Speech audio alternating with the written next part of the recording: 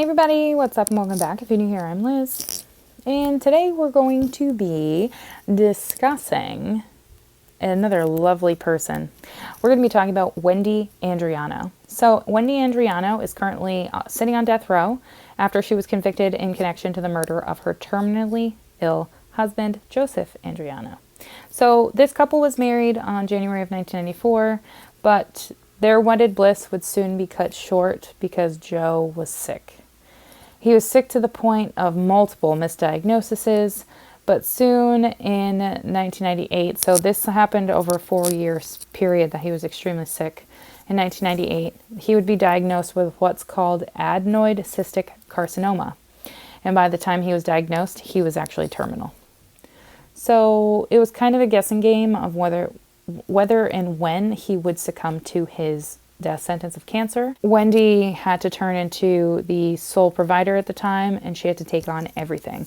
And this was a lot for her. She was working as a manager for the apartment complex they lived in, and the couple had 2 children, and she was starting to begin to resent her responsibilities. And also the new load of now helping her ill husband. Soon turned to other men, bars, and the bottle to help soothe her, because she felt that her life was inadequate. She couldn't get out what she wanted to out of life. Here she is, a full-time working mom of 2 small children, and now my husband is dying. I don't know what to do. I'm mentally freaking out. Like, what can I do? It came out also during her trial that she had her friend Joe. She had a friend pose as Joe or Joseph, her husband, during a life insurance interview. So if you've never had life insurance, or like an independent company's life insurance, you have to show that there's no pre-existing conditions. And Joe obviously had cancer. So she had somebody stand in for him so that she could have more life insurance. But she actually didn't purchase this plan. So on the day of the murder, it said that Wendi bludgeoned her husband Joe with a bar stool and then stabbed him with a 13-inch knife in the neck. And while they were at their apartment in, I'm going to butcher this name, in Ahwatukee, Arizona. I believe that's how you pronounce it. So this is while they were at their apartment in Ahwatukee. This was in the early mornings of October 8th of 2000. So about an hour prior to committing the murder, Wendi called 911 saying that her husband was dying. But when the paramedics arrived, she actually turned them away. She said that she didn't need his help anymore because Joe had a DNR and it was his wish to die. And the paramedics, they had to, listen, because if there's a DNR, you can't resuscitate them. So they left. But just 1 hour after this, again, Wendi called 911 and she reported that she committed the act of self-defense and killed her husband. Odd, right? So after Wendi was in custody, she would claim that her husband was physically and mentally abusive to her. And all of this is what drove her to kill him. But on the contrary, her husband, Mr. Joe, was extremely weak due to the chemotherapy he was receiving. And it also came out after his autopsy that he was being poisoned with sodium azide. So there was sodium azide found in his system, and the coroner determined that the 23 blows to the head is what killed him. Not the neck wound with the knife. The sodium azide and the 23 blows to his skull. That's what killed him.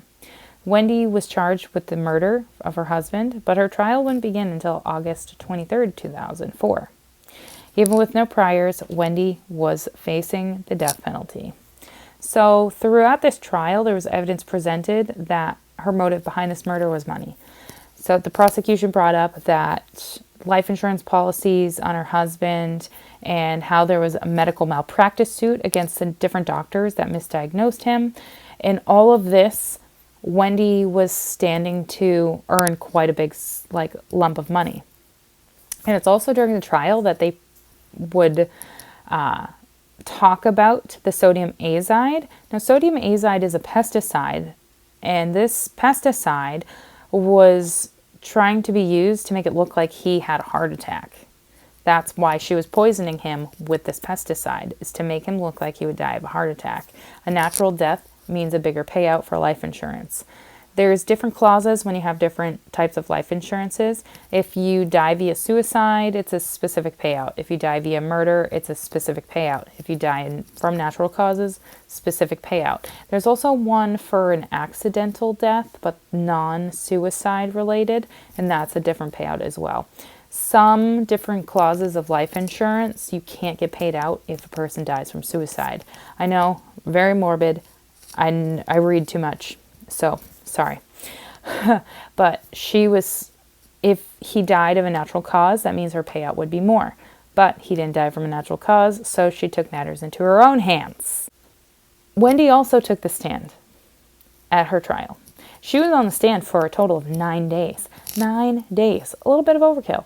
And she spoke about how she was a battered housewife and what happened on that day in her eyes.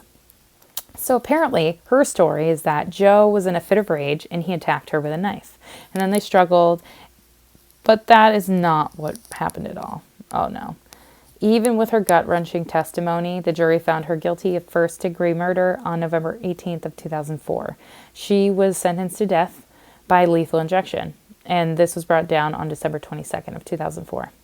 So as of January 2018, and I'm pretty sure that this is still the same as of now, there is only three women on death row in Arizona.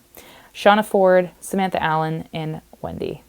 So that, my friends, is the case of Wendi Andriano. I hope you guys have a great day, noon, night, wherever you are, and whenever it is you're watching this, and I'll see you guys in my next Valentine Crimes video.